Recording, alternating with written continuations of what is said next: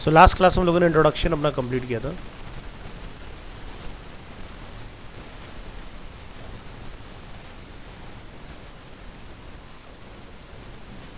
और हमने HTML के वर्जन तक डिस्कस किया था बेसिकली। ठीक है,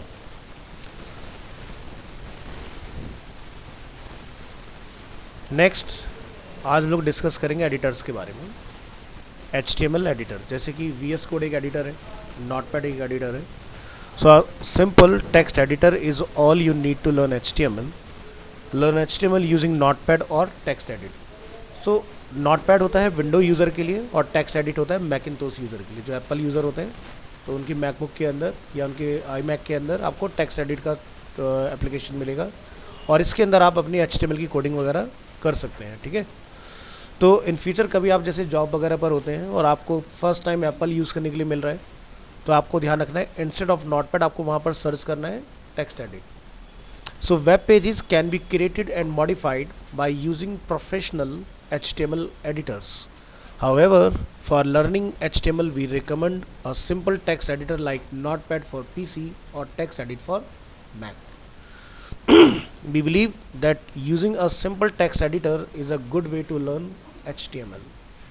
Next, आपने एक नोटपैड फाइल अपना ओपन करना है और राइट सम HTML, या फिर आप जो मैं फाइल शेयर करूँगा आप उसको यहाँ से कॉपी भी करके अपने नोटपैड में पेस्ट कर सकते हैं। So write a copy of the following code in your HTML editor like doctype, जिसका हम लोगों ने लास्ट क्लास में डिस्कस किया था। ये हमारे ब्राउज़र को इंस्ट्रक्शन देता है कि इस कोड को हमें रेंडर करना है इन HTML5। HTML ये हमारा मेन कोडिंग कंटेनर हो गया, जिसके अंदर हम लोग हेड और बॉडी दो मेजर पार्ट डिफाइन करते हैं। हेड पार्ट हमारी मेटा इन्फॉर्मेशन को स्टोर करता है। एज ऑफ नाउ हम लोग सिर्फ टाइटल की बात करेंगे। ठीक है, लेटर ऑन आप इसमें SEO की एक्टिविटी भी कर सकते हैं। और सेकंड पार्ट जो कि यूज़र को डिस्प्ले होता है वेब ब्राउज़र में, that is a body part. ठीक है, हाँ, तो अभी जैसे आप यहाँ ब्राउज़र में जो भी कंटेंट देख रहे हैं ये बॉडी के थ्रू ही आपको डिस्प्ले हो रहा है। ठीक है, सो नोटपैड आप ओपन करेंगे और इस तरह से आपने ये सब चीज़ें डिफाइन कर लेना है। राइट, नेक्स्ट क्या करना है, आपने save the HTML page. So save the file on your computer, like select file menu and आपने वहाँ से चूज़ करना है save as in notepad menu. Then आपने फाइल का नेम और एक्सटेंशन डिफाइन करना है। So name the file index.html and set the encoding to UTF-8 which is preferred encoding for HTML files. तो आपको यहाँ पर नोटपैड में ये UTF-8 दिखाई देगा। ओपन करके दिखाते हैं, प्रैक्टिकली समझ में आएगा।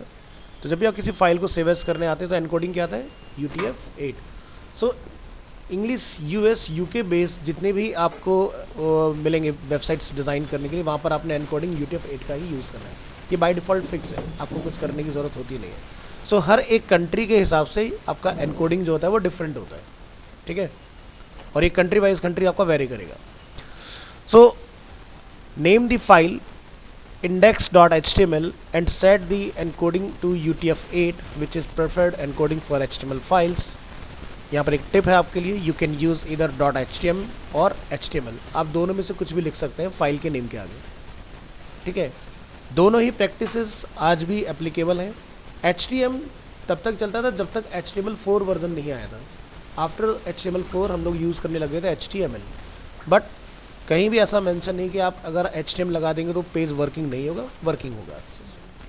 आइए, क्या वेब डिज़ाइन क्लास, कोई बात नहीं, चेयर ले लो बराबर से। So you can use .html और HTML, तो यानी कि इसकी फुल फॉर्म हमें पता ही है, hypertext markup language as a file extension, and there is no difference, it is up to you totally कि आप क्या यूज़ करना चाहते हैं। तो इस तरह से आपको फाइल का नेम डिफाइन करना है।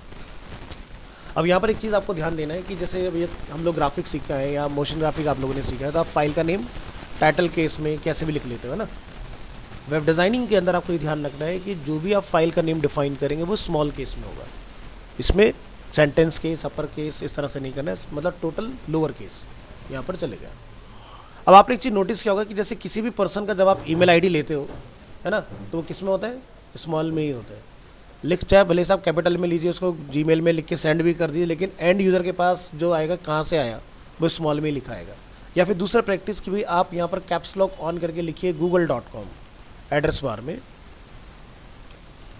ठीक है, बट जब आप एंटर करेंगे तो ये ऑटोमेटिकली क्या हो गया, स्मॉल। तो वेब में इस तरह का ध्यान रखना है आपने कि सब कुछ स्मॉल चलता है।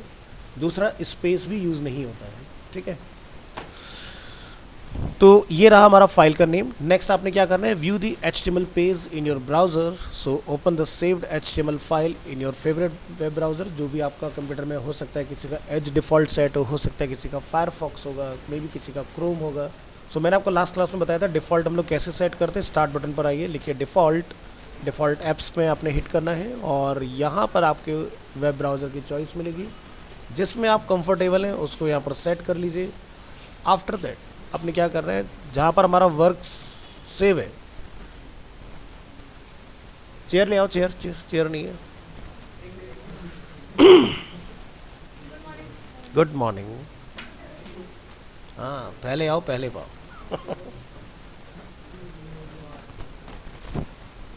बट वो गलत उसमें नहीं जाना चाहिए ना, प्रैक्टिस में।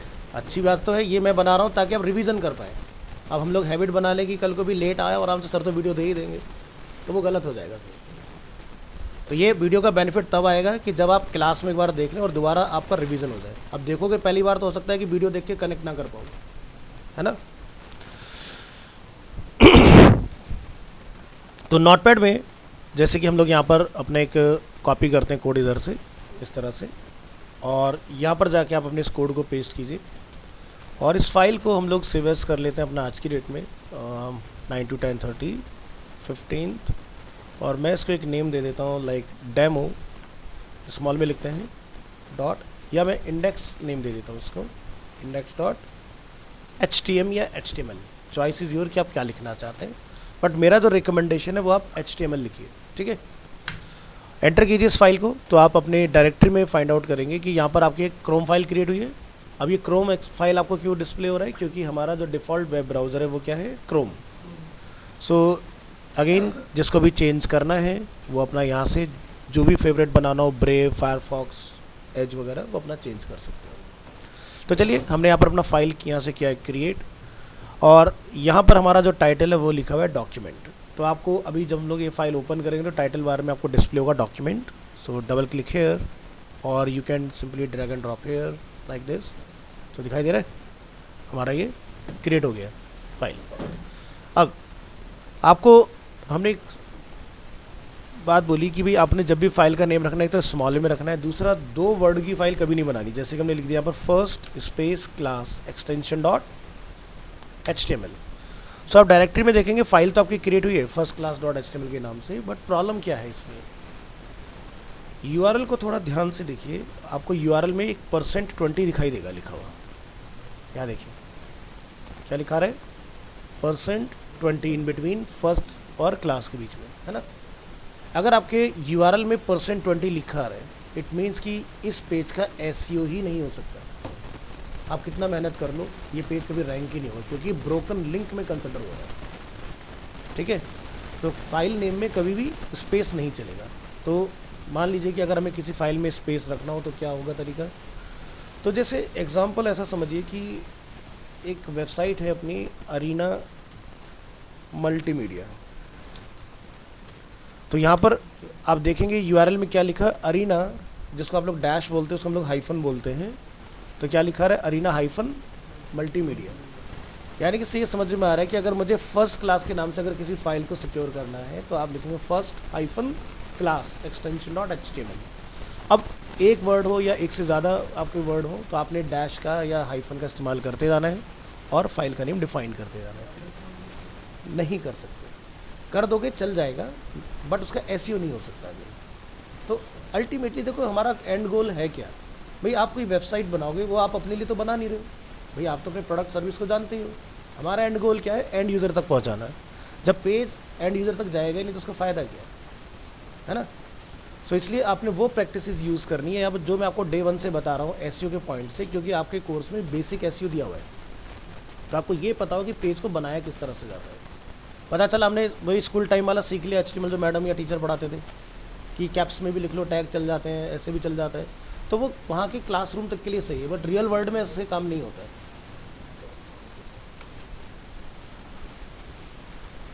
तो ये पार्ट क्लियर हो गया। तो हम यहाँ पर इस फर्स्ट क्लास वाले नेम को F2 से रीनेम कर लेते हैं इस तरह से, और डैश का यूज़ करेंगे यानी कि हाइफन। अब आप इस फाइल को यहाँ से ड्रैग एंड ड्रॉप करें तो आप देखेंगे आपके %20 की प्रॉब्लम फिक्स हो गई इसमें। अब यहाँ पर यूआरएल में आपको क्लीन यूआरएल मिल रहा है इस तरह से। अब लॉन्ग यूआरएल हमें कहाँ मिलते हैं, तो जैसे न्यूज़ जितनी भी होती हैं उसमें लॉन्ग फ्रेज यूज़ होते हैं। अब जैसे आप यहाँ पर फर्स्ट न्यूज़ देखेंगे, क्लिक कीजिए इस न्यूज़ के ऊपर। अब आप इसका टाइटल देखिए कैसे लिखा हुआ है, हाइफन के साथ, दिखाई दे रहा है ना। तो आप जब भी कोई पेज का यूआरएल या आप इस तरह की चीज़ें डिफाइन करेंगे तो ध्यान रखना है कि हाइफन के अलावा कोई और आपने सिंबल यूज़ नहीं करना है। अगर कर लोगे वो पेज किसी काम का नहीं है। आप खुद एंजॉय करो अपने पेज को, एंड यूज़र तक कभी पहुँचेगा नहीं। तो एक सक्सेसफुल वेबसाइट कौन सी होती है कि जिसको सर्च किया जाए और वो एंड यूज़र को डिस्प्ले हो जाए। एक वेबसाइट आपने बनाया xyz.com और आप सबको व्हाट्सएप करो, भाई ये मेरी वेबसाइट है, इसको चलाओ, तो कितने लोगों को भेजोगे। अब फ्लिपकार्ट अगर अपने आप को मार्केट ना करे या वो सभी के फ़ोन्स में अवेलेबल ना हो तो फ्लिपकार्ट की सेल कैसे होगी। अब फ्लिपकार्ट अपना मार्केटिंग बजट कैसे कम करता है, आप देखते हो जब भी कोई बिग बिलियन डेज आता है या कुछ भी उनका अपना चल रहा होता है तो नोटिफिकेशंस आते हैं, पुश नोटिफिकेशन। आप डेली मॉर्निंग में उठते हो या इन बिटवीन आपको डे में किसी भी टाइम पर आपको कोई नोटिफिकेशन आएगा कि सेल स्टार्ट हो गई है या फिर ये प्रोडक्ट के ऊपर जो सेल आया हुआ ऑफर है वो टाइम आउट होने वाला है, उस पर काउंटडाउन भी चल रहा होगा। तो इससे क्या होता है, ये अपना मार्केटिंग बजट जो होता है वो काफ़ी रिड्यूस कर लेते हैं, क्योंकि भाई हर बंदे के फ़ोन में ऑलरेडी अवेलेबल है तो हमें ऐड चलाने की कम से कम ज़रूरत पड़ती है। फ्लिपकार्ट इंडिया में चलता है टोटली ऑर्गेनिक। बस जब उनका सेल का टाइम आएगा तो 2-3 अपने बंदे उठाते हैं, जैसे कि आपका आलिया भट्ट हो गया या फिर अमिताभ बच्चन को लिया उन्होंने और एडवर्टीजमेंट करा दिया, टीवी कमर्शियल रन कर दिया, दैट्स इट, काम हो गया। क्योंकि उन्हें ये पता है कि हमने इंडिया के अंदर एक ऐसी एडिक्शन दी है कि भाई इंस्टाग्राम फेसबुक की तरह हर फ़ोन में हम है ऑलरेडी। तो बीच में आप लोगों ने देखा होगा ना, बहुत सारे एंड्रॉयड फ़ोन हम लोग बाय करते थे तो फ्लिपकार्ट पहले से प्री लोडेड आता, ठीक है। अब 2008 में जब इन्होंने अपना जर्नी स्टार्ट किया तो पहले क्या होता था, वेबसाइट बनी, क्योंकि कोई भी मोबाइल एप्लीकेशन डायरेक्ट नहीं आता है, सबसे पहले बनती है वेबसाइट। वेबसाइट का अगर सक्सेस रेट अच्छा होता है तब बनता है मोबाइल ऐप, क्योंकि मोबाइल ऐप और वेबसाइट की कॉस्ट में बहुत डिफरेंस आता है। आप मान के चलो कि अगर एक वेबसाइट 1 लाख रुपए की है तो एप्लीकेशन बनता है 20 लाख रुपए में जाके, 20 टाइम्स कॉस्ट हो जाती है सीधे, ठीक है। और एक बेकार से बेकार एप्लीकेशन 1 से 1.5 लाख रुपए में बनता है, ठीक है। तो अच्छा खासा कॉस्ट होता है। अब इसमें iOS और एंड्रॉयड दोनों की अच्छी खासी कॉस्ट आ जाती है। iOS का सबसे महंगा बनता है। अब जितने भी iOS यानी कि एप्पल मोबाइल फ़ोन चलाते हैं, अगर आप अपना कोई भी सब्सक्रिप्शन खरीदते हो, आप नोटिस करना अपने प्राइस को, तो आपके प्राइस अलग आते हैं, एंड्रॉयड के प्राइस अलग आते हैं, ठीक है। अगर आप कोई भी चीज़ खरीदोगे, चाहे वो आपको डिज्नी हॉटस्टार का प्रीमियम खरीदने जाओ या नेटफ्लिक्स का प्रीमियम खरीदने जाओ या फिर आप किसी भी यूट्यूब का प्रीमियम खरीद लो, अभी अपने फ़ोन में चाहो तो ट्राई कर लो। अगर कोई iOS चला रहा है, एंड्रॉइड पर देखना 150 रुपये का होगा, उसमें 199 रुपये का होगा, इतना डिफरेंस आता है। तो एप्पल हर तरीके से एक्सपेंसिव है और फ़ायदा कुछ है नहीं। जब तक आप कोई बहुत बड़ी बिजनेस पर्सनैलिटी ना हो तो आपके लिए क्या बेनिफिट है उसका, और डेप्रिशिएशन सबसे ज़्यादा है ना।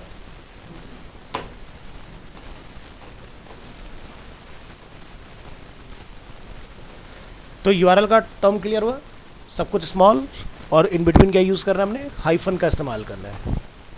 चलिए नेक्स्ट पर आते हैं। सो फाइल को सेव कीजिए। सेव करने के बाद आपकी एक फ़ाइल क्रिएट हो जाएगी और जब अपनी फ़ाइल को क्लिक करेंगे तो इस तरह से आपका ब्राउज़र में फ़ाइल अपना ओपन होगा। जैसे हमने यहाँ पर डिफ़ॉल्ट एक मैसेज लिख के डाला, this is a heading and this is a paragraph. So heading हमने बनाना सीखा था लास्ट क्लास में। H1 टैग हम लोग यूज़ करते हैं हेडिंग के लिए, जो कि सबसे लार्जर साइज़ प्रोड्यूस करता है। और क्या सीखा था कि H1, H2, H3 कोशिश करना है कि एक पेज में एक ही बार इस्तेमाल हो, ठीक है, एक से ज़्यादा बार हमें इस्तेमाल नहीं करना है। पैराग्राफ आपको सबसे ज़्यादा कंटेंट को लिखने के लिए यूज़ होता है, मल्टी लाइन टेक्स्ट, तो आप पैराग्राफ को मल्टीपल टाइम लिख सकते हो। तो H1 में हमें क्या स्टोर कराना होता है, जैसे कि हमने लास्ट क्लास में डिस्कस किया था, फोकस कीवर्ड। जो भी आपका फोकस कीवर्ड हो, जैसे कि अगर ब्रांड अरीना है तो वह अपना एक कीवर्ड यहाँ पर स्टोर कर सकता है H1 में, अरीना एनिमेशन इस तरह से, या अगर हमें लोकेशन के साथ इसमें दिखाना है तो अरीना एनिमेशन साउथ एक्सटेंशन, इस तरह से अपने हेडिंग के अंदर मेंशन करोगे। जैसे ये लाइव देखिए, arenapv.hyperphp.com, इस वेबसाइट का ऑलरेडी हमारा चल रहा है प्रोसेस। तो यहाँ पर आप देख रहे हैं हमारा एक यहाँ पर नेम मेंशन है, नीचे हमारा एक टैग लाइन जिसको स्लोगन भी बोलते हैं, लर्न फ्रॉम दी लीडर। सो अगर हम इसको यहाँ पर चेक करते हैं, राइट क्लिक करते हैं और इंस्पेक्ट करते हैं, तो आप यहाँ पर नोटिस करेंगे ये किस टैग के अंदर है, H1 टैग दिखाई दे रहा है कोड में, नहीं दिख रहा होगा पीछे तक जूम कर देता है। ये देखो क्या लिखा रहा है, H1 लिखा है ना। तो इस तरह से ध्यान रखना होता है।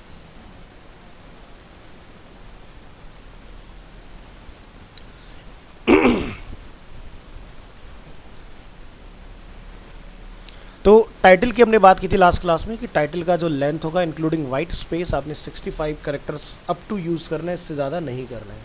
अब जैसे कि अगर हम लोग देखते हैं यहाँ पर फ्लिपकार्ट है, वो इससे ज़्यादा यूज़ करता है, क्योंकि आप देखोगे तो यहाँ पर डॉट डॉट डॉट दिखाई दे रहा है लास्ट में। तो देखो फ्लिपकार्ट क्या है ना, आज की डेट में एक सबसे ज़्यादा फेमस ब्रांड बन चुका है ऑनलाइन सर्चिंग के लिए। ऑनलाइन अगर आपने कुछ भी बाय करना है तो आप पर्सन को पता है गूगल की तरह फ्लिपकार्ट पे जाओ, वहाँ से लोग कोई चीज़ सर्च कर सकते हैं। और इसकी टाइमलाइन अगर देखा जाए तो काफ़ी लंबी हो चुकी है, मतलब 2008 से ये मार्केट में है ना। तो मोटा मोटी देखा जाए तो 16 साल इनको हो चुके हैं इसके अंदर। अब आप अगर कोई वेबसाइट बनाओगे तो आपने तो आज बनाई है ना, उसको अपनी एक क्या कहते हैं कि पॉपुलैरिटी गेन करने में टाइम लगेगा, ठीक है। अब या तो आप उसकी इतनी ज़बरदस्त मार्केटिंग कीजिए कि आपने उसका टीवी कमर्शियल भी रन किया हुआ है और आप सेल फ़ोन के ऊपर उसके डिस्प्ले ऐड भी चला रहे हैं, ताकि ज़्यादा से ज़्यादा अवेयरनेस हो उसके बारे में। तो आप एक पॉपुलैरिटी पर आओगे तो आप कल को जो भी करना चाहो अपनी वेबसाइट में करो, सही गलत फिर मैटर नहीं करता है। लेकिन एक नई वेबसाइट को अगर आपने रैंकिंग में लेके आना है तो आपको गूगल के टर्म्स कंडीशन को फॉलो करना ही होगा। अब गूगल क्या है, Google is a search engine. क्या गूगल फर्स्ट सर्च इंजन है? नहीं। फर्स्ट सर्च इंजन कौन था? याहू। याहू के फेलियर से गूगल ने सीखा और गूगल ने वो सारी प्रॉब्लम को अपने सर्च इंजन में फिक्स कर लिया। सो हर एक कंट्री का सर्च इंजन अलग अलग होता है। जैसे वर्ल्ड वाइड जो क्या चलता है वो क्या है, google.com है ना। याहू भी अभी अवेलेबल है, बट ऐसा नहीं कि बंद हो गया है, बट अब उसका कोई नहीं सर्च करता। आप में से कोई सर्च करता है याहू में? नहीं करता ना। अब कंट्री में जैसे जाओगे आप, जैसे अगर चाइना की बात करते हैं तो चाइना के यहाँ गूगल बैन है, वो गूगल इस्तेमाल ही नहीं करते। जैसे जब तक आपकी बजरंगी भाईजान आई थी तो यूट्यूब पाकिस्तान में बैन था, लेकिन वो लोग यूट्यूब का दिखा रहे थे उसके अंदर। बाद में यूट्यूब वहाँ पर अनब्लॉक हुआ है आफ्टर दैट। तो चाइना में चलता है आपका बाइडू सर्च इंजन में। अब जैसे रशिया है तो वहाँ पर वाइनडेक्स का इस्तेमाल होता है, यानी कि रशिया में आपका गूगल नहीं यूज़ किया जाता है। बट ऐसा नहीं कि बिल्कुल बैन है। चाइना में जैसे गूगल बैन है, रशिया में बैन नहीं है। रशिया में लेकिन वो लोग अपना खुद का ही यूज़ करते हैं सर्च इंजन। देखो कंट्री स्पेसिफिक सर्च इंजन बनाने के पीछे का पर्पज़ क्या है, हम नहीं चाहते कि हम क्या कर रहे हैं, हमारी एक्टिविटी किसी दूसरे को पता हो, ठीक है। अब आप अपने फ़ोन में अगर जैसे एंड्रॉयड यूज़र होते हैं तो एंड्रॉयड क्या होता है, फ्री ऑफ कॉस्ट मिलता है ना।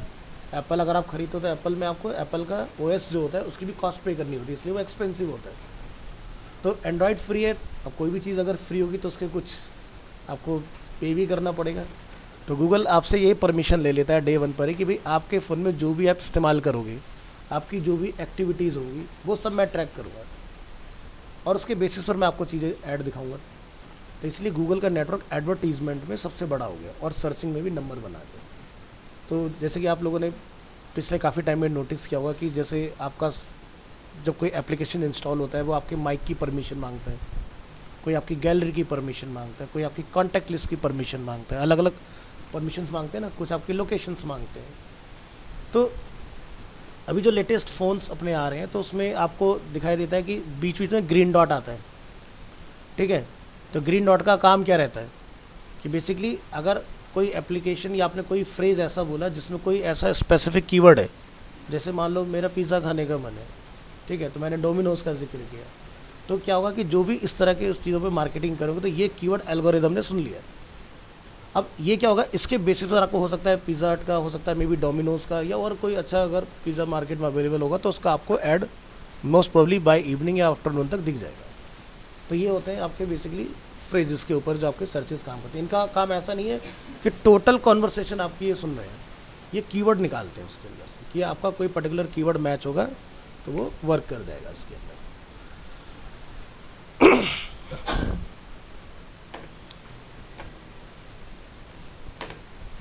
तो पेज बनाने का प्रोसेस क्लियर हुआ। नोटपैड ओपन करेंगे, फाइल को सेव एज करना है। आपको हर बार जितनी बार भी आपको पेज बनाना है इतना आपको लिखना ही होगा, दिस इज अ मैंडेटरी। इसमें से हम क्या चेंज कर सकते हैं, सिर्फ और सिर्फ टाइटल। और बॉडी में हर पेज में हम क्या नया कंटेंट डिस्प्ले करना चाहते हैं वो कंटेंट आप यहाँ पर रिप्लेस कर सकते हो। सो बॉडी क्या हुआ, एंड यूज़र के लिए कैनवस की तरह काम करेगा कि जो यहाँ लिखोगे वो एंड यूज़र को दिखाई देगा। टाइटल सिर्फ आपको टॉप में डिस्प्ले होता है इस तरह से। चलिए तो नेक्स्ट फाइल की तरफ स्विच करते हैं। HTML डॉक्यूमेंट हमने ऑलरेडी देख लिया है। HTML हेडिंग की हम लोग बात करेंगे। सो हेडिंग्स जो होते हैं हमारे H1 से स्टार्ट होते हैं जो कि सबसे लार्जर साइज प्रोड्यूस करता है, और H6 जो होता है सबसे स्मॉलर साइज प्रोड्यूस करता है। तो फाइल को ओपन करेंगे विद नोटपैड, और लास्ट रो तक फॉन्ट साइज क्लियर है ना। तो यहाँ पर हम लोग लिख देते हैं 1, हेडिंग साइज 2, 3, 4, 5 एंड 6। और हेडिंग में कभी भी हम लोग फुल स्टॉप का इस्तेमाल नहीं करते हैं क्योंकि ये सेंटेंस एंड करने के लिए किया जाता है। तो देखिए हमने लास्ट क्लास में ये डिस्कस कर लिया था कि टैग्स क्या होते हैं, मार्कअप्स क्या होते हैं, एलिमेंट्स क्या होते हैं। ठीक है, ये जो हमारा होता है दिस इज़ अ एलिमेंट। अगर ये इस पूरे की बात करते हैं दिस इज़ अ मार्कअप, क्योंकि इसके बिटवीन हमने मार्क किया हुआ है अपना HTML हेडिंग। ठीक है, और इनको भी हम लोग टैग्स भी बोलते हैं। ठीक है, तो एलिमेंट्स क्यों बोला जाता है, एलिमेंट बोला जाता है क्योंकि जब भी आप जावास्क्रिप्ट की बात करते हो तो जावास्क्रिप्ट में हैंडलिंग जो होती है HTML के टैग्स की वो एलिमेंट के बेसिस पर होती है। अब एलिमेंट आईडी के थ्रू भी हो सकता है, एलिमेंट क्लास के थ्रू भी हो सकता है। तो आईडी क्लास क्या होगा, जब CSS स्टार्ट होगा तब डिस्कस करेंगे। तो देखो जब भी कोई टैग आपको मिलेगा ना तो उसमें आपको कुछ चीज़ें मिलेंगी, जैसे कि क्या होता है टैग के अंदर होता है एट्रीब्यूट, और इक्वल टू होती है एट्रीब्यूट वैल्यू। अब फॉर एग्जांपल मैं आपको ये बोलूँ कि हमें एक पेज का बैकग्राउंड कलर चेंज करना है, तो हम क्या करेंगे, इस फाइल में आते हैं और इसको सेव एज करेंगे, change background colour extension dot HTML। अब ये फाइल देखो मैंने ना आप देखोगे तो सेंटेंस केस में बनाई है, ये आपकी प्रैक्टिस के लिए तो इसलिए चल जाएगा, लेकिन अगर ये वेबसाइट के लिए पेज है तो ये नहीं चलेगा। ठीक है, फाइल को हमने सेव किया, आपने क्या करना है, टैग क्या है अपने पास, बॉडी, एट्रीब्यूट हम लोग बात करते हैं जैसे कि BG कलर के इक्वल टू हमें क्या कलर यहाँ पर डिस्प्ले करना है वो आप यहाँ पर जाके डिफाइन करोगे, जैसे कि हमें रेड कलर दिखाना है फॉर एग्जांपल। ठीक है, इस तरह से लिखिए और फाइल का टाइटल कर देते हैं चेंज BG कलर। सो डिफ़ॉल्ट कोई भी सॉफ्टवेयर, कोई भी प्रोग्रामिंग में जब आप काम करोगे तो वो वाइट पेज के ऊपर रेंडर होता है ना। जैसे फोटोशॉप अगर चलाते हो बाई डिफ़ॉल्ट क्या आता है, कैनवस सब वाइट आता है, इलस्ट्रेटर चलाओगे वाइट आएगा, इनडिज़ाइन चलाओगे वहाँ भी वाइट मिलेगा आपको। चॉइस है, चेंज करना चाहते हो कर लो। अब यहाँ से इस चेंज BG कलर फाइल को ब्राउज़र में ओपन करेंगे तो क्या आउटपुट आ रहा है हमारा, रेड कलर का बैकग्राउंड। ठीक है, कितनी वेबसाइट में आपको रेड बैकग्राउंड देखने के लिए मिलता है, देखा ही नहीं होगा, और देखा भी होगा तो स्पेसिफिक किसी सेक्शन में देखा होगा। ठीक है, पूरा पेज ऐसा ब्लडी रेड नहीं मिलेगा आपको देखने के लिए, है ना। अब ऐसा क्यों है, देखो अगर हम लोग ई-कॉमर्स वेबसाइट की बात करते हैं ना, तो अगर आपको प्रोडक्ट पर फोकस कराना है तो आप कभी भी बैकग्राउंड में कलर का इस्तेमाल मत कीजिए, क्योंकि बैकग्राउंड में अगर आप कलर का इस्तेमाल करोगे और उसके ऊपर आप प्रोडक्ट रखोगे तो यूज़र को क्लैरिटी नहीं होगी। वाइट बेस क्या करता है, किसी भी तरह के प्रोडक्ट को बहुत अच्छे से दिखाने के लिए कैपेबल होता है, क्योंकि जब कोई ई-कॉमर्स बनता है तो उसके अंदर मल्टी कलर प्रोडक्ट अपने आप होते हैं, तो कलर की डिमांड अपने आप ही फुलफिल हो जाती है। और अगर हम लोग कलर अननेसेसरी इस तरह से डाल देंगे उसमें तो क्या होगा, आपका जो पेज होगा वो ओवरलोड हो जाएगा कलर के अंदर।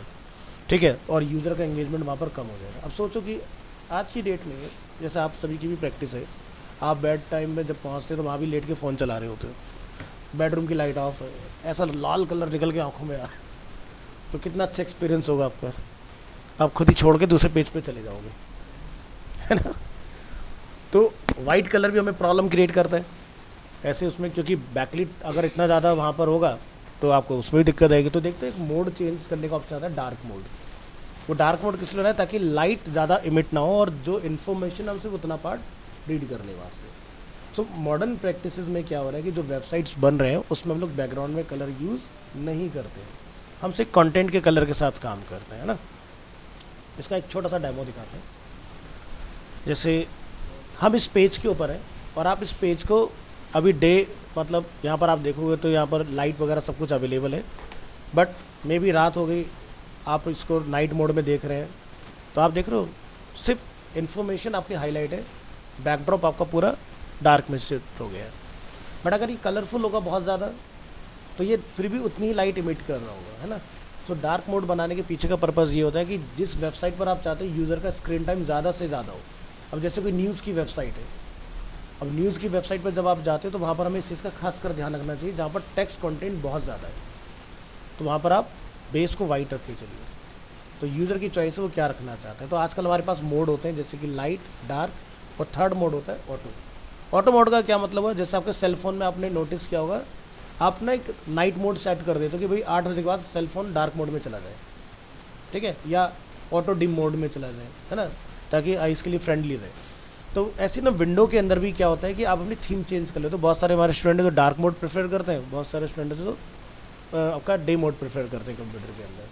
तो ऑटो का मतलब ये होगा, यानी कि हमें यहाँ से कुछ करने की ज़रूरत नहीं है, यानी कि यूज़र ने अगर डार्क रखा तो वेबसाइट ऑटोमेटिकली जब ओपन होगी वो डार्क में ही होगी, या अगर डे मोड रखा होगा डे मोड में होगी, यानी कि ऑटो तब उस कंडीशन में काम करेगा। अभी मेरा ऑटो रखने से यहाँ पर मैं अगर जाता हूँ तो कोई भी चेंजेस नहीं आएगा, क्योंकि मेरा कंप्यूटर बाय डिफ़ॉल्ट क्या है, लाइट मोड है ना।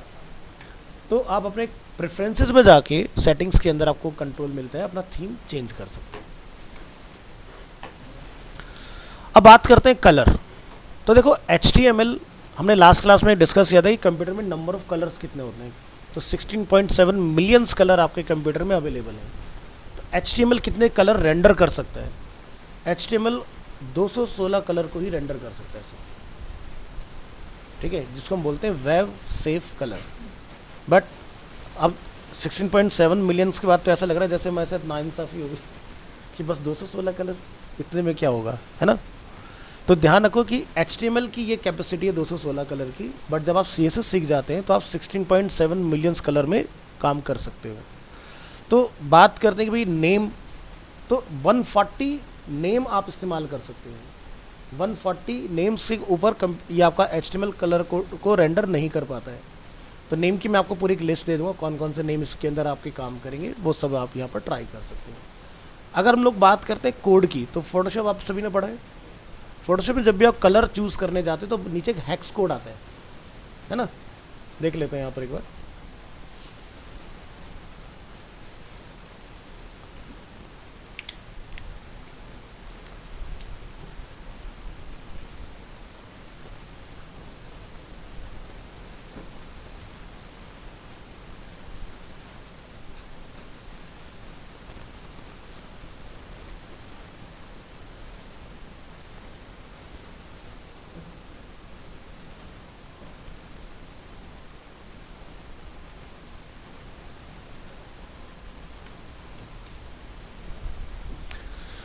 ओके, सो एक न्यू फाइल बनाइए, प्रेस कीजिए Ctrl+N फॉर न्यू, और यहाँ से चूज़ कर लीजिए लाइक वेब आर्टबोर्ड को करेंगे यहाँ से of and click on create. Next, यहाँ से आपको फोरग्राउंड बैकग्राउंड का ऑप्शन मिलता है, तो आप यहाँ पर ऑप्शन देखेंगे आपके पास ये कलर के ऑप्शंस अवेलेबल हैं, ठीक है। सो अगर हम लोग यहाँ पर थोड़ा जूम करके दिखाते हैं आप सभी को, अगर आप यहाँ पर अपने पिकर को मूव करते हैं, आप देखते हैं वैल्यू में कितना वेरिएशन आता है इंस्टेंट, है ना, बहुत ज़्यादा वैल्यू चेंज हो रहे हैं। बट अगर हम लोग यहाँ पर एक ऑप्शन देखें, क्या लिखा है, ओनली वेब कलर। अब ये वेब कलर करते ही आप जैसे ऑन करेंगे आप देखेंगे यहाँ पर बहुत लिमिटेड कलर रह जाएंगे आपके पास, कलर लेस हो गए। यही रीज़न है कि 216 कलर ही हमारे वेब में काम करते हैं। अब आपने वेब कलर नहीं लिया तो क्या कॉन्सिक्वेंसेस होंगे, अगर ओनली HTML की बात हो रही है। अब एक पर्सन है जो यूज़ कर रहा है एनवीडिया, एक पर्सन है जो ATI का ग्राफिक कार्ड यूज़ कर रहा है रेडॉन, ठीक है, एक पर्सन है जो इंटेल के CPU से कलर को प्रोसेस कर रहा है। तो 3 डिफरेंट यूज़र के पास वही कलर 3 डिफरेंट तरीके से दिखाई दे रहा होगा। और आपने कई बार नोटिस भी किया होगा, आपके फ्रेंड के लैपटॉप में कलर कुछ और होते हैं, आपके कलर कुछ और आ रहे होते हैं, ठीक है। एक लैपटॉप पे बहुत अच्छा दिखाई दे रहा है, दूसरे में वही कंटेंट अच्छा नहीं दिखाई दे रहा है। इसके पीछे का प्रॉब्लम क्या है, यही है कि हम लोग गलत कलर चूज़ कर लेते हैं जो कि स्क्रीन फ्रेंडली ही नहीं है। ठीक है। तो ध्यान रखिए जब भी आप सोशल मीडिया पोस्ट बनाएं, कुछ भी बनाएं, तो कोशिश करें कि आप कलर को यहाँ से बहुत मीनिंगफुली चूज़ करें। अब आप देखेंगे यहाँ से यहाँ तक इस रेंज में अगर मैं मूव कर रहा हूँ तो कलर में कोई भी वेरिएशन नहीं है, बट अगर आप इसको ऑफ करके अगर इतना मूव करेंगे दिखाई दे रहा है चेंजेस। सो समझ में आया वेब में कितने लिमिटेड कलर यूज़ होते हैं, ओनली 216 कलर। तो देखो लास्ट क्लास में हम लोगों ने बात की थी कि कोई भी जब कलर आप चूज़ करते हैं तो उस कलर के अंदर आपको दो चीज़ें मिलती हैं, शैडो एंड टिंट। अब मान लीजिए रेड कलर है इस तरह से हमारे पास, तो ये रेड का टिंट कहलाएगा। ये जो लाइटर शेड है ना, ये क्या होगा, टिंट होगा, ये लाइट होता जाएगा। और ये इसका डार्कर पॉइंट है तो इसलिए इसको हम लोग शैडो की तरफ कंसिडर करते हैं, ठीक है। तो आपके दो चीज़ आती हैं, shades and tints. This is called tint, this is called shade, ठीक है। तो कंप्यूटर के अंदर आपने यहाँ नोटिस करना है कि बाय डिफ़ॉल्ट आपको वैल्यू मिलती है 0 0। इसको हेक्स वैल्यू क्यों बोलते हैं, क्योंकि तो आपको दो दो के पेयर में मिलेगा, टोटल 6 वैल्यू मिलेंगी, 1 2 3 4 5 6, है ना। तो नोटिस कीजिए मैं यहाँ पर अगर लिखता हूँ 0 की जगह पर 3, तो हम लोग एक लेवल अप आ गए। तो कॉम्बिनेशन क्या क्या यूज़ होंगे ध्यान से देखिएगा। जब भी आप कोड इस्तेमाल करते हैं तो 0 के बाद में सीधे होता है 3, 3 के बाद होगा 6, 6 के बाद होगा 9। चेक करके देखिए, जूम आउट कर लेते हैं। हम लोग कहाँ पर आ गए, नेक्स्ट पॉइंट के ऊपर 6 9, 9 के बाद आपका आता है C, और C के बाद आपका आता है वैल्यू F, जो कि सॉलिड वाइट बनाने में हेल्पफुल होता है। अब जितने भी मैंने आपको ये कॉम्बिनेशन बताए हैं, अब आप इनसे कोई भी 216 कलर बना सकते हो, ठीक है। अब जैसे मान लो मुझे रेड बनाना है, मैंने बोला FF 4 टाइम 0, कौन सा कलर बन गया, रेड कलर बन गया। ध्यान रखना 0 3 6 9 CF, वेब में इसके अलावा कोई और कॉम्बिनेशन इस्तेमाल नहीं करना है जब तक HTML चल रहा है, ठीक है। और जब CSS स्टार्ट हो जाए फिर तो बिंदास उसको बंद करो और जो पसंद आए वो ले लो, ठीक है, चलेगा, तो कोई दिक्कत नहीं है। अब यहाँ पर जब इसकी बात हुई है कलर की, तो एक छोटी सी आपको प्रो टिप यहाँ पर देंगे। अब जैसे मान लीजिए फॉर एग्जांपल आप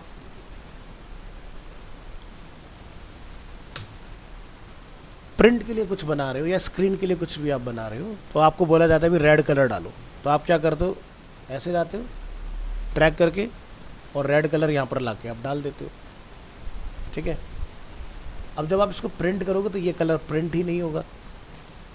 प्रिंट क्यों नहीं होगा, देखो अगर हम लोग यहाँ पर जाते हैं तो आपको एक व्यू के अंदर ऑप्शन मिलेगा गैमेट वार्निंग।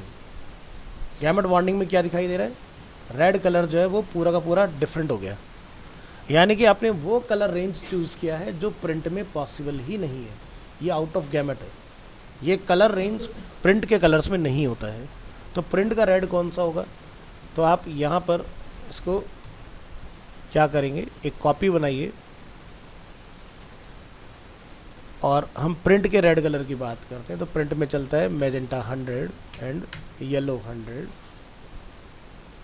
दोनों में ओवरलैप करके देखो कुछ डिफरेंस पता चल रहा है। वहाँ इतना पता नहीं चलेगा। अगर मेरी स्क्रीन को अगर आप देखो, बॉटल हटाओ, ये थोड़ा सा हिलने पर ना गड़बड़ करता है। ये देखो, यार देखो इधर, पता चल रहा है। सो बहुत ज़्यादा डिफरेंस आपको देखने के लिए मिलेगा इसके अंदर। टीवी का ना कंट्रास्ट थोड़ा ज़्यादा होता है तो कम पता चलता है, बट ये प्रिंटिंग में बहुत ड्रास्टिक चेंज आता है। तो आपने ये ध्यान रखना है कि जब भी आप कोई कलर चूज़ करेंगे तो यहाँ पर एक ट्रायंगल आपको दिखाई देगा, कॉशन, यानी कि चेतावनी दे रहा है वो कि warning out of gamete for printing. वो खुद से बता देगा फोटोशॉप आपको, ठीक है। तो आपने कभी भी पीक पर नहीं जाना है, क्योंकि पीक के जितने भी कलर होंगे वो आपके RGB कलर होते हैं और CMYK के जो कलर होते हैं वो इससे नीचे होते हैं यहाँ तक। ये कलर रेंज आपकी जो है प्रिंटेबल होती है, यानी कि पूरे कलर व्हील का आपने 10% छोड़ के चलना है, तो आप सेफर साइड में रहोगे। और अगर इधर की तरफ जाओगे तो आपके कलर प्रिंट नहीं हो पाएंगे। दूसरा, एक और चीज़ आपको यहाँ पर क्लियर करेंगे marquee selection tool.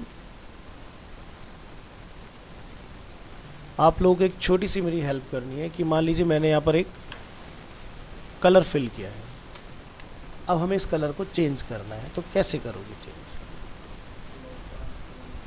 Lock transparent. तो यहाँ जाओ, बाकी लोग कैसे चेंज करते हो ये बताओ, तुम कैसे चेंज करोगे? ज़रूरत नहीं पड़ेगी, पड़ी नहीं है, चलो पड़ गई। अब बताओ।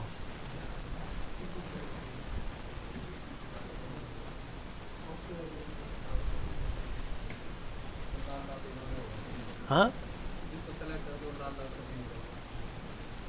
चलो ठीक है, मुझे ये कलर फिल करना है इसके अंदर, तो क्या करोगे? सेलेक्ट करूँ कैसे, मतलब कंट्रोल से? ऐसे कह रहे हो या फिर खाली लेयर को पकड़ लूँ ऐसे?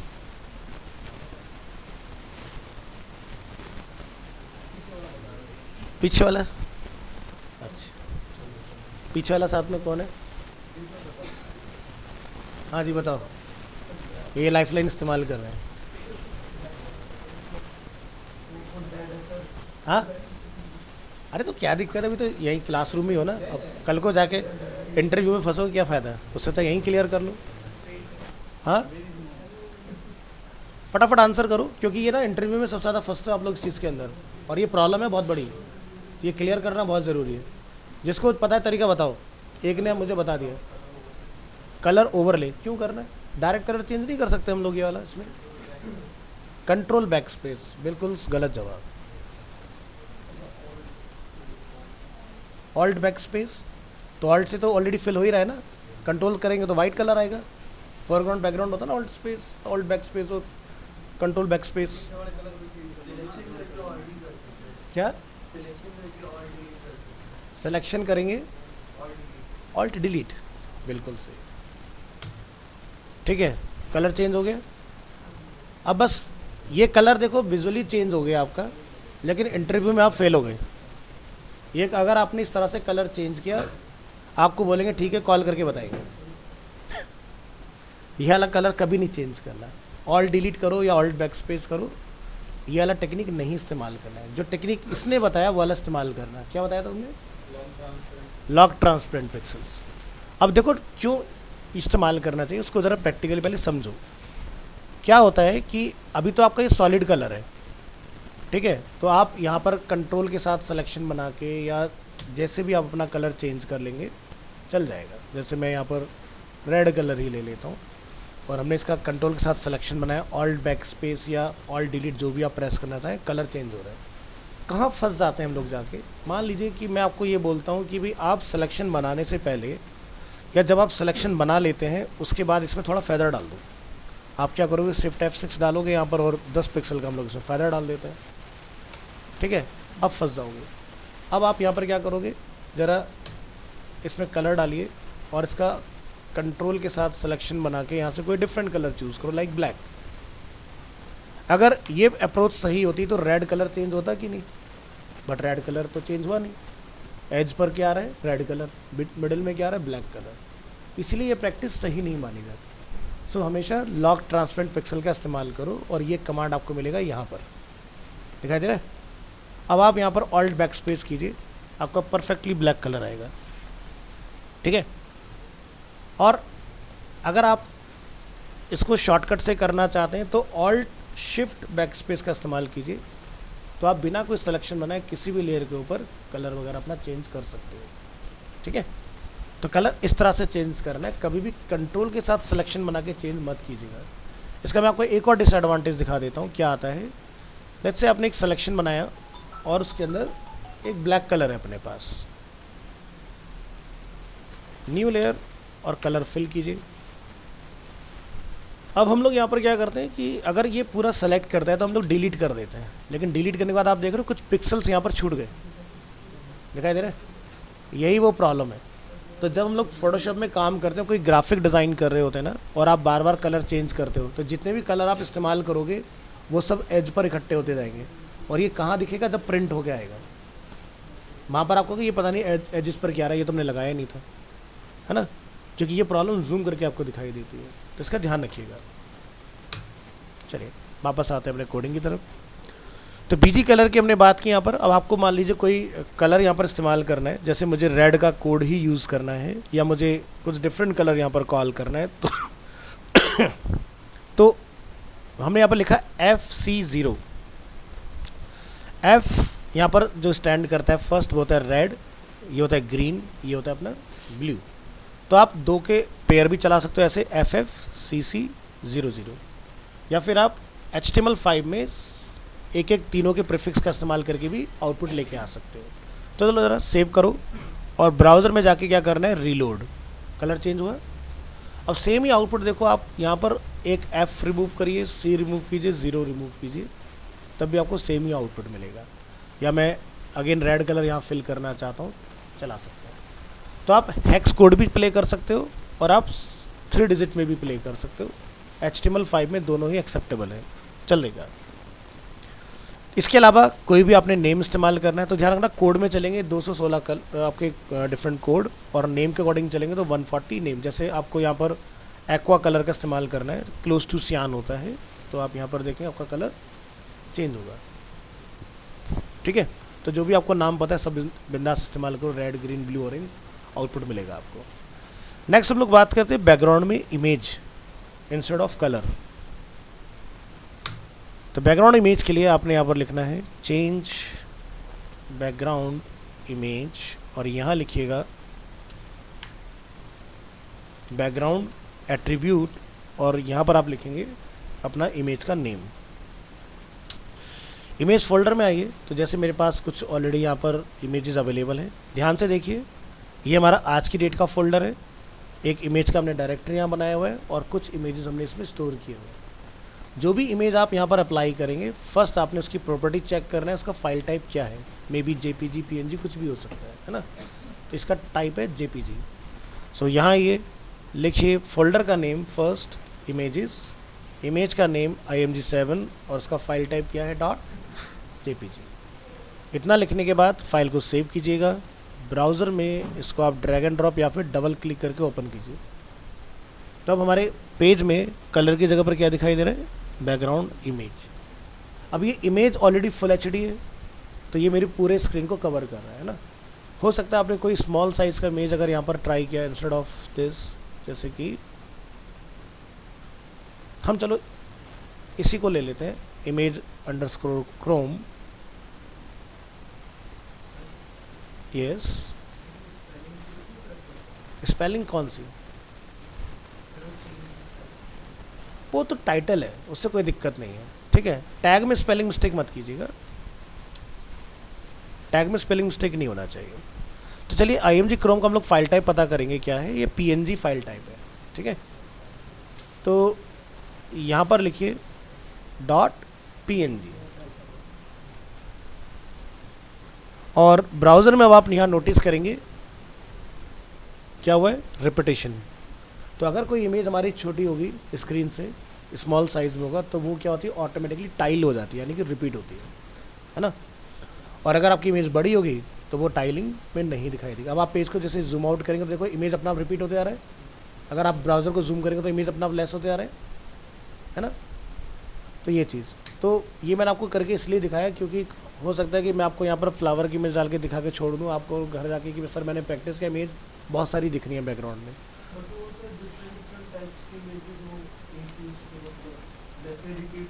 हाँ ठीक है, मतलब आप चाहते हो बैकग्राउंड में मल्टीपल इमेज आए, तो आप फोटोशॉप में जाकर उसका पहले ही कोलाज बना लो। ठीक है, उस साइज। हाँ, अभी आप सिंगल कर सकते हो, CSS जब मैं आपको सिखा दूंगा तब आप मल्टीपल इमेज चला सकते हो।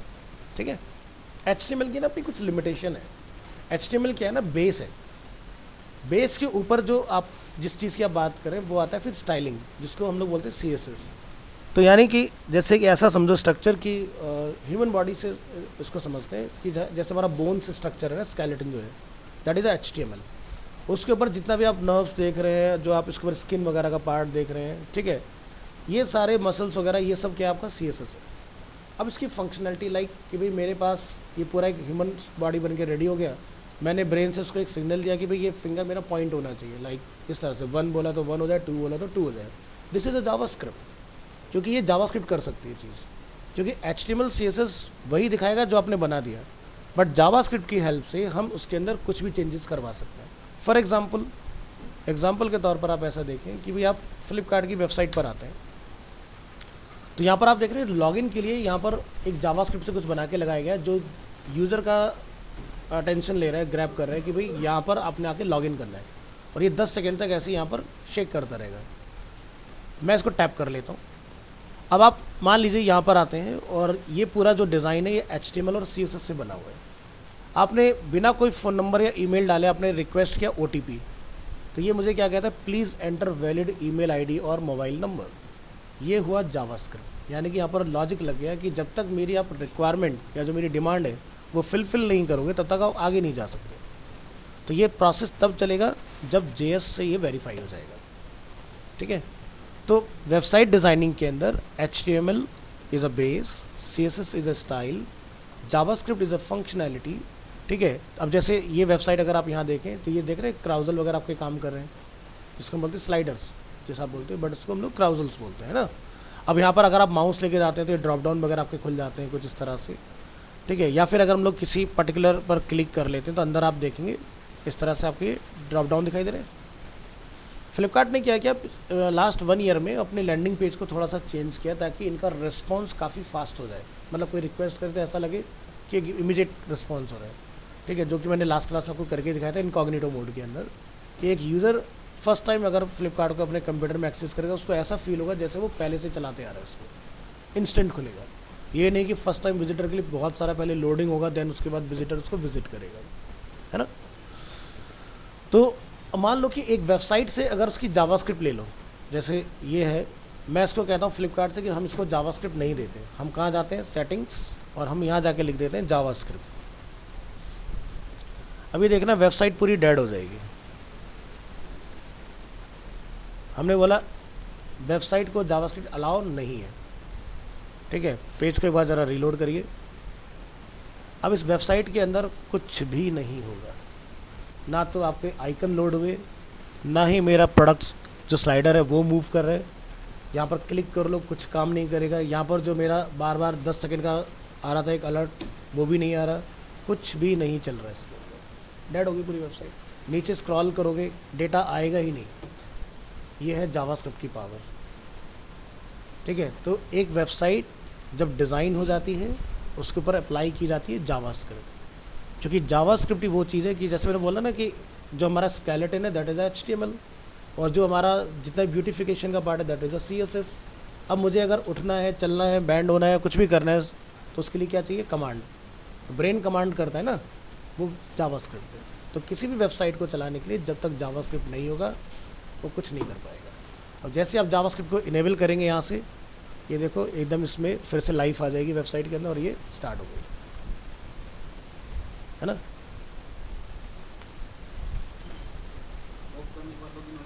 क्या ऑफ करना, लॉगिन हो जाएगी? कैसे हो जाएगी? नहीं होगी भाई। देखो क्या है ना कि आपको एक पॉइंट A पॉइंट से B पॉइंट तक जाना है। A पॉइंट से B पॉइंट पर जाने के लिए बीच में कुछ हर्डल्स हैं। सिक्योरिटी चेक, भाई जैसे आपको फ्लाइट में बैठना है तो ऐसा थोड़ा है कि सीधे एयरपोर्ट पे गए दबाग से सीधे फ्लाइट के अंदर। भाई आप जाओगे, बोर्डिंग करोगे, अपना पूरा प्रोसेस बताओगे, अपना पूरा चेक इन कराओगे, आपका बैगेज वगैरह सब चेक होगा, वेट कितना है वो चेक होगा, तभी तो बैठोगे। पता चला कि भाई तुम एक बंदे के रेट में 2 बंदों का लगेज भर के ले गए तो फ्लाइट वालों को तो लॉस हो गया ना। हाँ हाँ, तो अगर हम जावास्क्रिप्ट बंद कर देंगे उसमें तो वो रिएक्ट करेगी वो चीज़ लॉगिन के लिए हम लोग करेगा। पता क्या, जो फ्लिपकार्ट डिज़ाइन हुआ है ना वो रिएक्ट में स्टार्ट हुआ है। React is also part of JavaScript, यानी कि जावास्क्रिप्ट का एडवांस वर्जन। तो जावास्क्रिप्ट क्या करता है, जब भी आप उसके अंदर कुछ कंटेंट पास करेंगे और जैसे आप रिक्वेस्ट OTP पर क्लिक करेंगे तो वो आपकी रिक्वेस्ट प्रोसेस होगी जावास्क्रिप्ट से एजेक्स के थ्रू, जिसको हम बोलते हैं सिंक्रोनियस जावास्क्रिप्ट XML। ये जावास्क्रिप्ट का और एक लेवल अप होता है पार्ट। फिर वो डेटा जाएगा बैकएंड के अंदर चेक होने के लिए, क्या ये जो बंदे ने फ़ोन नंबर या ईमेल दिया है ये एग्जिस्ट करता है या नहीं। फिर वहाँ से रिक्वेस्ट को रिटर्न लेके आपके फ्रंट एंड पर आएगा और उसके बाद फिर आपको वो OTP ऑफर करेगा उसका। और हो सकता है कि आपने नंबर का एक लास्ट का डिजिट गलत डाल दिया तो OTP हो सकता है उस पर्सन के पास जाए, मे भी हो सकता है कि वो नंबर लिस्टेड ही ना हो, एसोसिएटेड ना हो फ्लिपकार्ट के साथ, है ना। तो JS बीच का वो पॉइंट है जो सब चीज़ों को चेक करता है आपका, चाहे वो एनिमेशन हो चाहे वो आपकी सिक्योरिटी हो, ठीक है। तो जावास्क्रिप्ट जो है ना वो हर जगह अवेलेबल है। आप चाहे सेलफोन चलाएं उसके अंदर जावास्क्रिप्ट पहले से डली हुई है, आप चाहे टैबलेट यूज़ करें वहाँ जावास्क्रिप्ट ऑलरेडी अवेलेबल है। तो देखो दो चीज़ें होती हैं, one is Java and other is JavaScript. Java काम करती है इनविजिबल मोड में, यानी कि आप कभी उसको फील नहीं कर पाओगे, एक्सपीरियंस नहीं कर पाओगे, बट वो अपना काम कर रही है। जावास्क्रिप्ट काम करती है फ्रंट एंड में, यानी कि ब्यूटिफिकेशन कहते हैं, जैसे कि आपने देखा एनिमेशन सब होल्ड हो गए थे हमारे, तो ये हुआ जावास्क्रिप्ट का विजुअल। तो जावा क्या है, जैसे मान लो आप ट्रैफिक सिग्नल पर पहुंचते हो, ठीक है, वहाँ जावा काम कर रहा है आपका। आप अगर एक टोल पर जाते हो तो टोल पर आप देखते हो जैसे आपका RFID स्कैन होता है, तुरंत आपका टोल जो होता है वो जो आपका बूम बैरियर होता है वो आपका लिफ्टअप हो जाता है वहाँ से। तो इन सभी जगहों पर आपकी जावा काम कर रही है। या जैसे आप साउथ एक्स में देखते हो यहीं पर पार्किंग के पीछे ना एक अपना स्टोर बना हुआ है जो रात में लाइट अप हो जाता है पूरा उसका बिल्डिंग, और पूरा लास वेगास की तरह यहाँ पर डिस्प्ले चलता है उसकी, इस पर वॉल पर, है ना। तो क्या होता है कि बेसिकली वो सब जावा का कमाल है अगेन। तो आज की डेट में जो हम लोग साइनेज अपने बना रहे हैं ना बिल्डिंग्स वगैरह के ऊपर, जैसे कोई बहुत बढ़िया स्टोर है तो उसमें पूरा लाइट अप किया हुआ है बढ़िया तरीके से, एनिमेशन है, सब कुछ है, सब जावा का कमाल है। तो क्या होता है कि आप, यार इसका एक और बेस्ट एग्जांपल देता हूँ, आप दिवाली आने वाली तो देखोगे LED आप झालरें लगाओगे घर के अंदर, तो उसमें ना एक कंट्रोलर होता है, उस कंट्रोलर में एक PCB होता है, PCB के अंदर एक चिप होता है, उसमें जावा डली होती है जो ये फंक्शन डिसाइड करती है कितनी बार प्रेस करने पर कौन सा मोड आएगा। तो वो पहले कंप्यूटर में बनता है, फिर कंप्यूटर से उसमें ट्रांसफ़र किया जाता है। अब जब पहले ये सब LED चाइनीज़ वाला नहीं होता सिस्टम, तो क्या करते थे पहले कि पुराने टाइम में, मतलब मैं अपने अगर बचपन की बात करूँ तो हमारे टाइम में आता था मास्टर बल्ब। मास्टर बल्ब में क्या होता है, कंट्रोल्स होते थे कि आपने पूरी झालर में कहीं पर भी एक जगह लगा दो, वो पूरा फंक्शनैलिटी कंट्रोल करता है, जो आज के में चाइनीज़ झालर काम करती है। तो पूरी झालर की कॉस्ट एक तरफ। अब जैसे हमारे टाइम में कहते दिवाली आई, भाई हमें इस बार ये वाले इफेक्ट नहीं चाहिए, एक नया मास्टर बल्ब खरीदा, लगा दिया, वो झालर के अंदर फंक्शनैलिटी आ गई। लेकिन इस LED वाली झालर में आपके पास वही फंक्शनैलिटी रहेगी जो सेट होके आई है। तो पहले मास्टर बल्ब से चेंज होती थी, तो मास्टर बल्ब की लाइफ 2-3 दिन की होती थी बस, वो उसमें गर्म होकर हीटअप होकर ख़राब हो जाता था।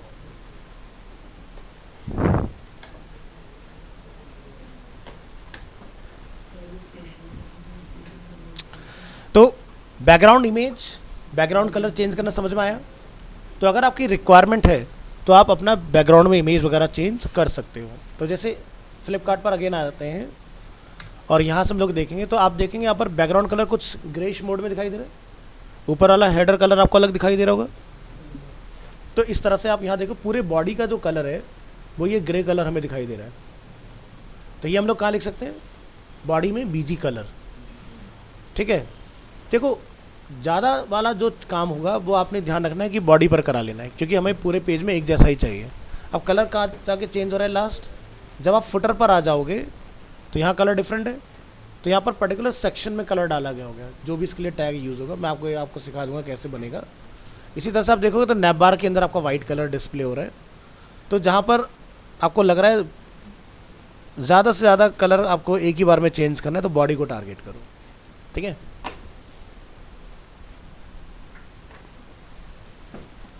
तो यहाँ तक कोई डाउट, कोई क्वेरी है किसी का तो बताइए, क्लियर अच्छे से, ठीक है। तो हम डिस्कस कर रहे थे अपना हेडिंग वाला पार्ट, तो उस पर आ जाते हैं वापस से, क्योंकि हेडिंग से ही हमारा एट्रीब्यूट स्टार्ट हुआ और एट्रीब्यूट से हमने कलर और बैकग्राउंड इमेज का पार्ट डिस्कस किया। चलिए बैक टू हेडिंग्स। तो जैसे कि बॉडी के पास कंट्रोल था क्या, बैकग्राउंड कलर यानी कि BG कलर और बैकग्राउंड इमेज के लिए बैकग्राउंड। इसी तरह से हेडिंग के पास एट्रीब्यूट होता है अलाइन। अगर आप US इंग्लिश का यूज़ कर रहे हैं तो आपको by default left to right का कंट्रोल मिलता है, यानी कि जब भी आप लिखेंगे तो लेफ़्ट से शुरू होगा, है ना, और राइट पर एंड होगा। अब यहाँ पर आपका अलाइनमेंट क्या लिखा हुआ है, लेफ़्ट, आप लिखें या ना लिखें ये बाय डिफ़ॉल्ट लेफ़्ट ही आएगा। दूसरा अलाइनमेंट हमारे पास क्या है, सेंटर, और थर्ड हमारे पास राइट। तो इस फाइल का अगर आप ब्राउज़र में आउटपुट चेक करेंगे तो H1 left, H2 centre, H3 right आपको दिखाई देगा। बट इसके अलावा और कोई अलाइनमेंट आपको यहाँ पर देखने के लिए नहीं मिलेगा। ठीक है, तो ध्यान रखना इसका स्ट्रक्चर कुछ ऐसा होता है। सबसे पहले आता है टैग, टैग के बाद होता है एट्रीब्यूट, एट्रीब्यूट के बाद आता है वैल्यू। ध्यान रखना एट्रीब्यूट जब भी आप लिखें तो टैग और एट्रीब्यूट के बीच में स्पेस इज मैंडेटरी, अदरवाइज काम नहीं करेगा। इसके बाद आप इक्वल टू यहाँ पर जाके अपनी इन्वर्टेड कोट में, यानी कि जिसको हम लोग डबल कोट बोलते हैं, उसमें आपने अपनी वैल्यू को पास करना है। अगर आप इन्वर्टेड कोट में नहीं लिखोगे तब भी चल जाएगा, बट आपने लगाना है, क्योंकि जब आप एक से ज़्यादा एट्रीब्यूट पास करोगे तो ब्राउज़र कंफ्यूज हो जाएगा। सिंगल एट्रीब्यूट पे कोई प्रॉब्लम नहीं, मल्टीपल एट्रीब्यूट में प्रॉपर्टीज़ आपकी क्लैश करेंगी। तो ये वो आपका हेडिंग का अलाइनमेंट। नेक्स्ट टॉपिक पर आते हैं। नेक्स्ट टॉपिक हमें मिलता है पैराग्राफ। पैराग्राफ यानी कि जैसा आप जानते हो कि जब भी हमें कुछ मल्टी लाइन लिखना होता है तब हम लोग पैराग्राफ बनाते हैं, है ना, जिसमें मल्टीपल सेंटेंसेस हो सकते हैं। तो यहाँ पर हमारे पास एक पैराग्राफ है जिसका अलाइनमेंट हमें क्या रखा हुआ है, लेफ्ट। एक सेकंड पैराग्राफ ने डिफाइन किया, इसका अलाइनमेंट क्या है, सेंटर। ये है अपना राइट। तो पैराग्राफ में आपको एक फोर्थ और अलाइनमेंट अनलॉक होता है विच इज़ जस्टिफाई। फोटोशॉप आप सभी ने पढ़ा है, तो उसमें आपको पैराग्राफ में कंट्रोल मिलते हैं, और जस्टिफाई में भी आपको मल्टीपल कंट्रोल आते हैं। यहाँ नोटिस करिए, न्यू डॉक्यूमेंट, क्रिएट, प्रेस करेंगे T फॉर टेक्स्ट टूल, और टाइप मेन्यू में आइए, और यहाँ से आप चूज़ करेंगे paste lorem Epson, colour different,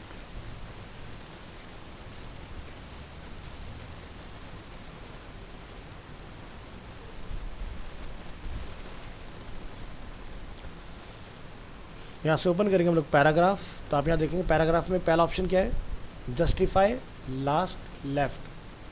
last line को सेंटर करेगा। तो जैसे आप यहाँ देख सकते हैं ऑलरेडी अभी हमारा ये लेफ्ट है। तो इस पैनल को मैं यहाँ से आप ऑफ करके दिखाता हूँ। आप देख रहे हैं लास्ट में जैसे लेफ्ट में वेल अलाइन है, लास्ट में क्या दिखाई दे रहा है, जिगजैग दिखाई दे रहा है। इसी को हम लोग फिक्स करते हैं। यहाँ जाइए, क्लिक कीजिए यहाँ पर पैराग्राफ में, अब दिखाई दे रहा है जस्टिफाई, प्रॉपर अलाइन हो गया।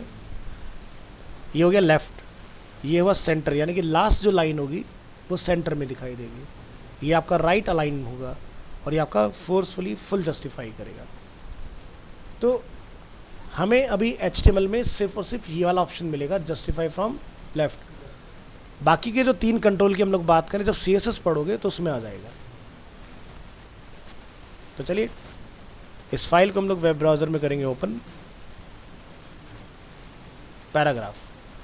ध्यान से देखिए, मैं सिलेक्शन बना के दिखा रहा हूँ। लास्ट लाइन जिगजैग है, ये वो हमारा लेफ्ट लाइन। लास्ट लाइन आपकी कहाँ पर है, मिडिल में, यानी कि सेंटर। ये आपका राइट और ये आपका जस्टिफाई, यानी कि लेफ्ट और राइट आपको प्रॉपर वेल अलाइन दिखाई देगा कंटेंट। ब्राउज़र को छोटा करके आप कंटेंट को बढ़ा के देख सकते हैं इस तरह से।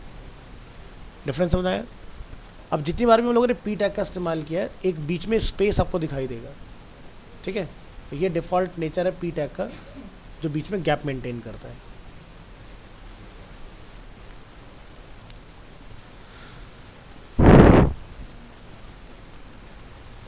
नेक्स्ट बात करते हैं लिंकिंग, HTML लिंकिंग। लिंकिंग के लिए आपको जो टैग इस्तेमाल करना है वो होता है ए स्टैंड फॉर एंकर। ठीक है, यानी कि एंकर का मतलब क्या हो कि हमें इसके ऊपर क्या चीज़ हुक करनी है। ठीक है, सो हम चाहते हैं कि इसके ऊपर हुक किया जाए गूगल को, यानी कि एक विजिटर को हम लोग ऑप्शन दे रहे हैं विजिट गूगल फॉर एग्जांपल, और जब वो उसको टैप करेगा तो गूगल की वेबसाइट को वो विजिट करेगा। सो हमने क्या मेंशन किया कोड के अंदर, ध्यान से देखिए, href इज़ अ एट्रीब्यूट, उसकी फुल फॉर्म होती है हाइपर, REF की होती है रेफरेंस, हाइपर रेफरेंस। यहाँ पर आप लिखेंगे अपना कंप्लीट URL कि आपका URL क्या है। तो हमने यहाँ पर मेंशन किया HTTPS, इसकी फुल फॉर्म होती है हाइपर टेक्स्ट ट्रांसफर प्रोटोकॉल, और S स्टैंड करता है सिक्योर के लिए। ठीक है, इसके बाद www वर्ल्ड वाइड वेब, और यहाँ पर आप लिखेंगे अपने डोमेन का नेम लाइक google.com। अब गूगल की जगह अगर आप कुछ और लिखना चाहते हो, जैसे कि मैं चाहता हूँ, यहाँ पर लिखा है arena-media.com, और यहाँ लिख देते हैं जाके visit arena. So make sure करना है कि आपको डोमेन का नेम क्लियर होना चाहिए, नहीं है क्लियर तो कॉपी पेस्ट कीजिए और उसके बाद ब्राउज़र में आपने आके यहाँ पर करना है रीलोड। तो यहाँ पर आप देखो गूगल की जगह क्या लिखा रहा है, अरीना, और जब आप इसको टैप करेंगे ये देखिए वेबसाइट अपना हुक हो गया इसके ऊपर, ठीक है। बट डायरेक्ट विजिट नहीं, जैसे गूगल का हमारा डायरेक्ट ऊपर वहाँ इसमें क्या गलती हुई है बताइए, क्या गलती हुई है? नहीं, गूगल का भी डायरेक्ट था ना मुझे। तो इसमें भी डायरेक्ट ही, इसमें क्या अलग है?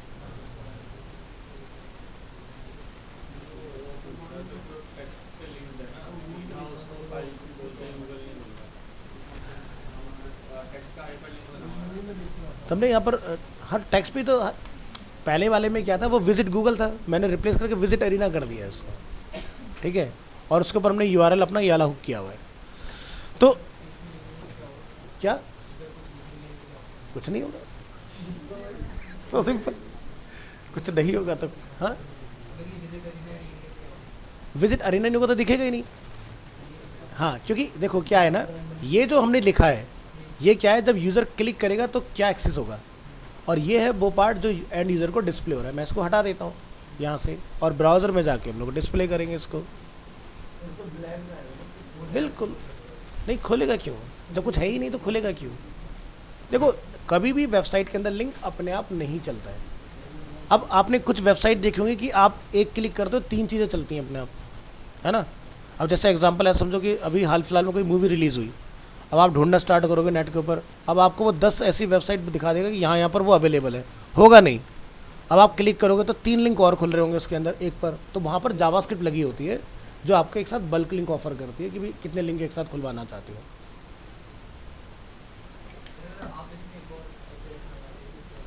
लगेगा नहीं।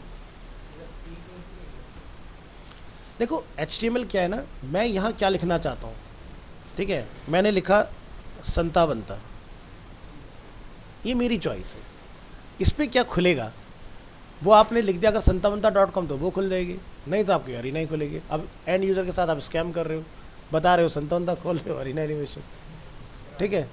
अब इसको हम लोग क्या बोलते हैं, ये स्कैम है। अब होता क्या है, जब आप SEO की बात करोगे ना, आपने दिखाया यूज़र को कुछ और, बातें नहीं, प्लीज़ ध्यान से सुन लीजिए। आपने एक विजिटर को एक ऐड दिखाया कि भाई बेस्ट ग्राफिक का कोर्स अगर कोई करना चाहता है, तो गूगल ने लिखा ग्राफिक डिज़ाइनिंग इंस्टीट्यूट इन दिल्ली। अब वो क्लिक तो कर रहा है ग्राफिक डिज़ाइनिंग, खुल रहा है वेब डिज़ाइनिंग, तो इससे आपकी रैंक गिरेगी, यानी कि आप फॉल्स कमिट कर रहे हैं, यानी कि सर्च इंजन को आप फॉल्स इन्फॉर्मेशन दे रहे हैं कि URL is different and title is different. तो ये दोनों एक दूसरे को कॉम्प्लीमेंट करते होने चाहिए, कॉन्ट्राडिक्ट नहीं होने चाहिए।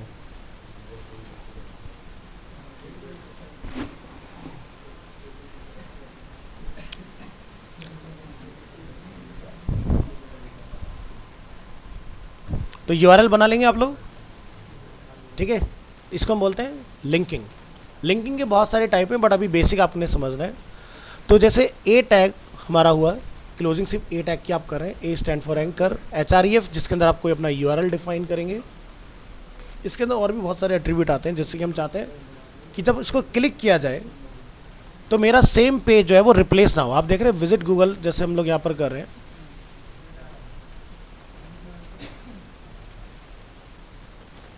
ठीक है, तो सेम पेज हमारा रिप्लेस हो जाता है गूगल के साथ। हम चाहते हैं नया टैब ओपन हो, तो आप जनरली क्या करते हो, या तो राइट क्लिक और open link in new tab, या फिर हम लोग कंट्रोल के साथ क्लिक करते हैं तो नया टैब ओपन हो जाता है, और शिफ्ट के साथ अगर क्लिक करते हैं तो नई विंडो ओपन हो जाती है। बट आपको पता है, सभी को तो नहीं पता, तो एंड यूज़र के साथ ऐसा ना हो तो उसके लिए आप यहाँ पर यूज़ करते हैं टारगेट। गाइस देखो बातें मत करो, क्लास के बाद जितने मर्जी बात करना है, अपना तो नुकसान करोगे, पीछे वालों का भी नुकसान हो जाएगा, है ना। पैसा सभी ने बराबर दिया है, तो इसलिए डिस्कशन बाद में। हाँ कोई डाउट है तो डायरेक्ट मुझसे पूछो, 4 लोगों का भला होगा, आपस में फुसफुसाओगे तो मुझे भी नहीं समझ आएगा, डिस्टर्बेंस होगा। टारगेट बाय डिफ़ॉल्ट क्या होता है, सेल्फ, जो कि अभी हो रहा है ऑटोमेटिक, कि आपने यहाँ से क्लिक किया और वो सेम पेज में रिप्लेस हो रहा है। सेल्फ हम क्या लिखेंगे यहाँ पर, इंस्टेड ऑफ सेल्फ ब्लैंक। अब आप क्या नोटिस करेंगे, रिफ्रेश कीजिए, एक नया टैब यहाँ पर आपको दिखना चाहिए। अब देखो HTML लिंकिंग भी यहाँ अवेलेबल है और गूगल का भी हमारा ओपन हो गया इस तरह से। तो इस तरह से आप नया टैब ओपन करा सकते हैं अपने विजिटर के लिए। तो कहाँ हमें इसका इस्तेमाल करना है, कहाँ नहीं करना है। अब मान लो आप एक मल्टीपेज वेबसाइट बना रहे हो, हमारी वेबसाइट में home, service, about, portfolio, contact for example 5 pages हैं। तो आपने न्यू की प्रैक्टिस कभी नहीं इस्तेमाल करनी, ये तरीका नहीं चलेगा। आपके एक पेज दूसरे पेज में इंटरचेंज हो जाना चाहिए। अब इसको लगाएं कहाँ फिर? इसको आपने लगाना है, जैसे हर एक वेबसाइट का अपना एक सोशल मीडिया का एक सिस्टम बना होता है कि वो फेसबुक पर अवेलेबल है, इंस्टाग्राम पर है, यूट्यूब पर है। तो वो चीज़ नए में खुलनी चाहिए, क्योंकि अगर आपने सेम वेबसाइट के अंदर यूट्यूब रिप्लेस करा दिया तो विजिटर चलाते चलाते पता चला शॉर्ट्स में चला गया, 10-20 शॉर्ट्स उसने देख डाले, अब वो बैक करेगा तो कहाँ आ पाएगा हमारी वेबसाइट पर, बहुत लंबा टाइम लगेगा।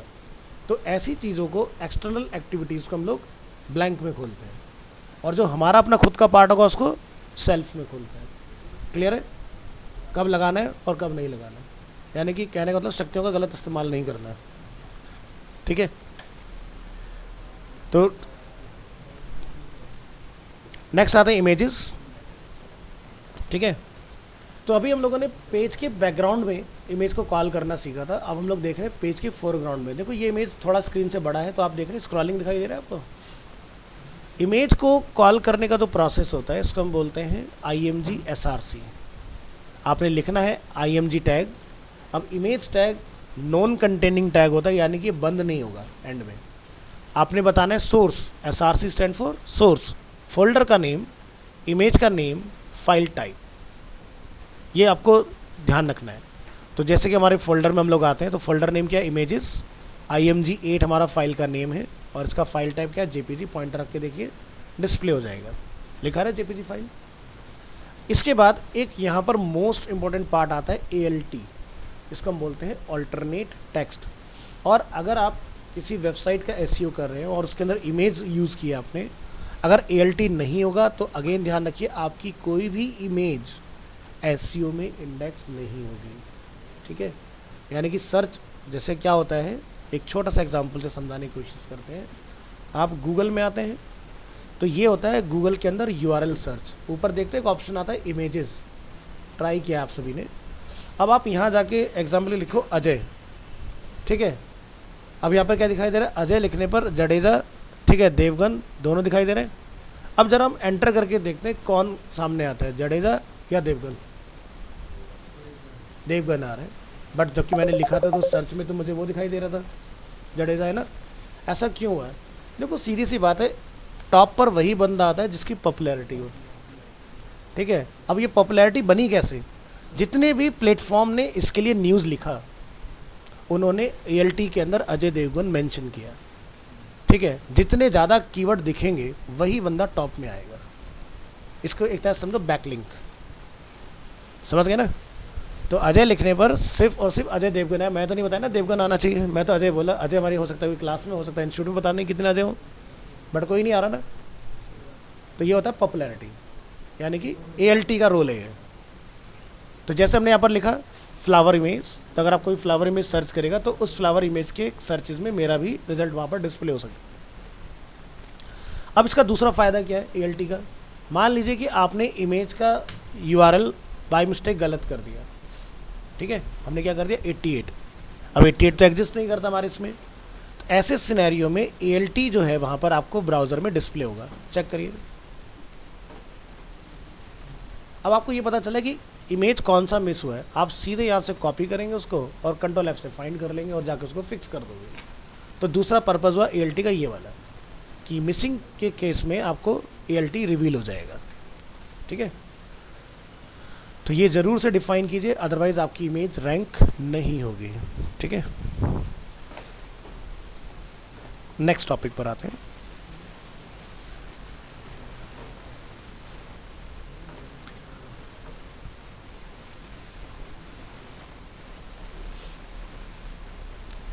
नेक्स्ट हम लोग टॉपिक नेक्स्ट क्लास में स्टार्ट करेंगे, क्योंकि लास्ट 6 मिनट हमारे पास हैं तो प्रॉपर कंप्लीट होगा नहीं। तो हम लोग नेक्स्ट क्लास में डिस्कस करेंगे text properties. Text properties HTML 4 और 5 दोनों की हम लोग सीखेंगे। 4 की बहुत सारी चीज़ें ऐसी हैं जो डेप्रिकेट हो गई हैं 5 के अंदर, तो आपको पता होना बहुत ज़रूरी कि 4 और 5 में क्या क्या चेंजेस हैं आपके। दूसरा, कभी अगर आप आगे जाके इन फ्यूचर जॉब करते हैं एज अ वेब डिज़ाइनर और आपके पास कोई प्रोजेक्ट आ जाता है मेंटेनेंस के लिए, तो आपको उसमें ये देखना होगा कि जो जो चीज़ें डेप्रिकेटेड है उनको ऑल्टर कर दिया जाए और नई चीज़ें वहाँ पर उसकी जगह पर इम्प्लीमेंट कर दी जाए। ठीक है, तो ये डिटेल में हम लोग नेक्स्ट क्लास में देखेंगे। सो चीज़ें समझ में आ रही हैं? ठीक है, अगर कोई कन्फ्यूज़न है, कोई डाउट है, वीडियो दोबारा देखिए, अगर वहाँ से भी क्लियर नहीं होता है तो क्लास में डिस्कस कीजिए। ठीक है, डाल दिया मैं ऑलरेडी, वो उसी प्लेलिस्ट में आती जाएगी। ठीक है।